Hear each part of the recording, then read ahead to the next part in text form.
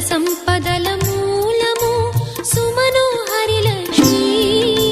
శ్రీ చక్రవాసిని మాత శ్రీ విష్ణు ధర్మ పత్ని తనని నమ్మిన భక్తులకు దరిద్రమును బాపు కొలిచెడి వనితల కొంగులలో బంగారము నింపు అష్టలక్ష్ములారు